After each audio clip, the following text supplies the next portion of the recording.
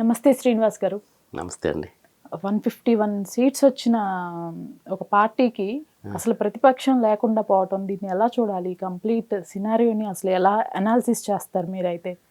యుద్ధం మనం ముఖ్యంగా తీసుకుందాం. మనం సెలబ్రిటీ స్టేటస్ని తీసుకుందాం. సెలబ్రిటీ స్టేటస్ ఉన్న వాళ్ళు ఎవరు? పవన్ కళ్యాణ్, బాలకృష్ణ గారు, అదేవిధంగా మన అల్లు అర్జున్. వీళ్ళు కనిపించారు. అల్లు అర్జున్ గారు యుద్ధంలో లేరు, కానీ ఫైనల్ దశలో ఆయన కూడా ఎంటర్ అయ్యారు, కనిపించారు, సీన్లోకి వచ్చారు. ఫ్రెండ్కి సపోర్ట్ అని, ఫ్రెండ్కి సపోర్ట్ అని వచ్చారు. ఎస్, ఎక్కడికి వస్తున్నాను. ఇక్కడ మనం తెలుసుకోవాల్సింది ఏంటంటే, మేడం నేను అంటాను, భగవద్గీత, రామాయణం, భారతం చదవండి. భగవద్గీత, రామాయణం, భారతాలు వినండి, చదవండి. చదవడం రాకపోతే వినండి, తెలుసుకోండి. కానీ దాన్ని ఒక్క డివోషనల్ సబ్జెక్టుగా మాత్రమే చూస్తున్నారు మేడం. అది ఎంత అజ్ఞానం అంటే, ఇప్పుడు నేను చెప్పేదాన్ని బట్టి అట్లీస్ట్ యాక్సెప్ట్ చేసిన వాళ్ళందరూ విజ్ఞానం 100% పొందుతారు. లేదు మేము పట్టుకున్న కుందేలకు 3 కాళ్ళు అని 4 కాళ్ళు కూడా విడిచి చూపించే వాళ్ళకి మనం ఏమీ చెప్పలేము. నేను నా ప్రయత్నం నేను చేస్తున్నాను, వినండి.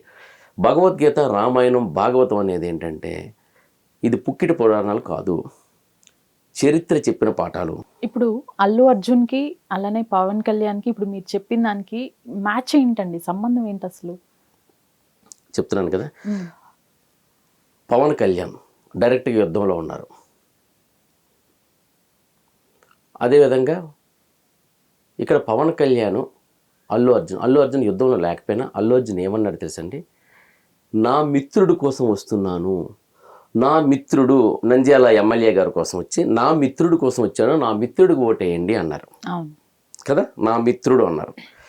ప్రపంచంలో ప్రజలందరూ ఎటువైపు ఉన్నారనేది ఒక రాజకీయ నాయకుడు, ఒక తెలివైన వ్యక్తి ఆ నాడి పట్టుకోగలగాలి. ఫస్ట్ ఆఫ్ ఆల్, అఫ్కోర్స్ అంత పట్టుకోలేదని లేదు, ఆయన పట్టుకుని ఉండొచ్చు, కానీ మిత్రుడు యొక్క మిత్రధర్మం కోసం ఆయన వెళ్ళారు. ప్రపంచం అంటే మన ఈ ఆంధ్రప్రదేశ్ మొత్తం కూడాను ఒక వ్యతిరేక భావంతో ఉంది. ఎక్కడికి వెళ్ళిన వ్యతిరేక భావన. రిజల్ట్స్ రాకముందే రిజల్ట్స్ చెప్పారు కదా ఈ అనాలిసిస్, స్టాటిస్టిక్స్ రిపోర్ట్స్. ఎందుకంటే ప్రతి ఒక్కరికి వ్యతిరేక భావన ఉంది. ఎందుకంటే ఈ పాలన మాకొద్దు, మాకు సరికొత్త పాలన కావాలి. ఈ 5 ఏళ్ల పాలనలో మేము ఏమీ చూడలేకపోయాం. ఏ రంగంలో కూడా సరైన నాణ్యమైన పరిపాలన మాకు లేదు. పెద్ద వాళ్ళు కూడాను, అయ్యా మా రంగాన్ని కాపాడండి అంటూ, మా రంగాన్ని రక్షించండి అంటూ వాళ్ళ దగ్గరికి కాలవేరానికి వెళ్ళినట్టు వాళ్ళ దగ్గరికి రప్పించుకొని ఇవన్నీ చెప్పుకుంటే చాలా పెద్దది. ఈ కోణాలన్నింటిలో చూసి అన్ని రంగాల వాళ్ళు కూడా ఏం చేశారు? ఈ పార్టీ మాకొద్దు, ఈ ప్రభుత్వం మాకొద్దు అంటే ఇది ఒక దుర్యోధన పరిపాలన. దుర్యోధన పరిపాలన మాకొద్దు అనేది. దుర్యోధనుడికి సైన్యం ఎక్కువ ఉంది, కానీ ఆ పరిపాలన మాకొద్దు అన్నారు. దుర్యోధనుడు పరిపాలన మాకొద్దు అని ప్రజలు అనేటప్పుడు, మాకు నా స్నేహితుడి కోసం నేను ఏదైనా చేస్తానని కర్ణుడు అన్నాడు.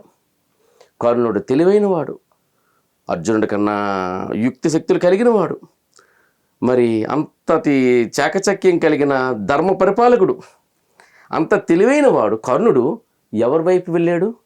దుర్యోధనుడి వైపు వెళ్ళాడు. దుర్యోధనుడు నా స్నేహితుడి కోసం నేను ఏదైనా చేస్తాను, నాకు అంగరాజ్యం ఇచ్చాడు, అది ఇదని స్నేహధర్మాన్ని, మిత్రధర్మాన్ని పాటించాడు కర్ణుడు. మిత్రధర్మాన్ని పాటించిన కర్ణుడు చివరికి ఏమయ్యాడు? ఎంత తెలివైన వాడైనప్పటికీ, ఎంత మంచివాడైనప్పటికీ, ఎంత దాన ధర్మాలు చేసిన వాడైనప్పటికీ అపఖ్యాతితో విలన్స్ ట్రూప్లో ఆయన మరణించాడు. విలన్స్ ట్రూప్ అని అంటున్నాను నేను. అంటే విలన్స్ ట్రూప్లో ఆ క్రూలో అతను అతను ప్రతి క్షణం ప్రతిష్ఠ కోసం పోకలాడపడే ఒక వ్యక్తి, తన ఇండివిజువాలిటీ కోసం పోకలాడపడే ఒక వ్యక్తి, నాకంటూ ఒక ఐడెంటిటీ కావాలని పోకలాడపడే ఒక వ్యక్తి, ఒక శక్తి కర్ణుడు యుద్ధంలో ఒక అపఖ్యాతితో మరణించాడు.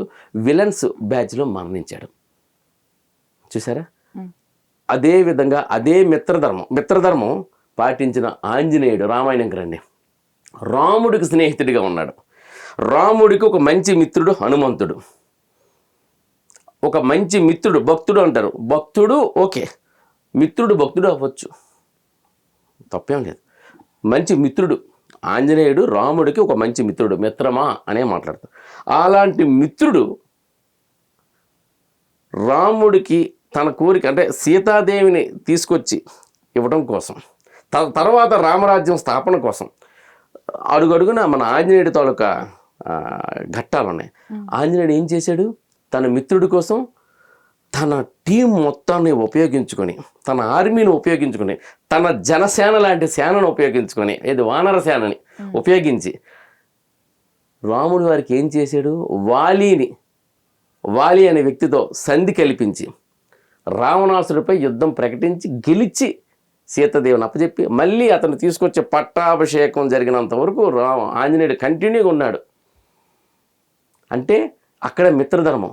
సో ఈ ఆంజనేయుడు మిత్రధర్మం ఎలాగ చేశాడో కర్ణుడు అదేవిధంగా మిత్రధర్మం చేశాడు. కానీ ఆంజనేయుడు చేసిన మిత్రధర్మం వల్ల, మిత్రుడికి దీనివల్ల ఆయన చిరకాలం చిరంజీవిగా బతుకుతున్నాడు. ఆయన అప్పుడే మరణించాడు కర్ణుడు. అంటే ఇక్కడ ఏంటి? సహవాస దోషం. అల్లు అర్జున్ అనే వ్యక్తి చాలా మంచి వ్యక్తి, కర్ణుడంత మంచి వ్యక్తి. కానీ అతను చేసిన సహవాసం ఏమైందంటే దుర్యోధనుడితో సహవాసం చేశారు. దుర్యోధనుడు నా మిత్రుడు అంటే ఇక్కడ దుర్యోధనుడు అంటే ఏంటంటే ఆ పార్టీలో ఉన్న వ్యక్తికి అప్పుడు తన మంచి వ్యక్తే, స్నేహితుడే. కానీ అక్కడ ఉన్న పొజిషన్ ఎలాంటిది, వాళ్ళు చేస్తున్న పాలన ఎలాంటిది, వాటిపై అనాలిసిస్ చేసుకొని ఇప్పుడు నేను తనకి మద్దతు ఇవ్వాలా వద్దా అనే కోణంలో ఆలోచించగలిగిన పరిపక్వత ఉండాలి. ఆఫ్ కోర్స్ పరిపక్వతలో కూడా స్నేహధర్మం ఉపయోగించాడు. కానీ కర్ణుడిగా అతను మిగిలిపోయాడు.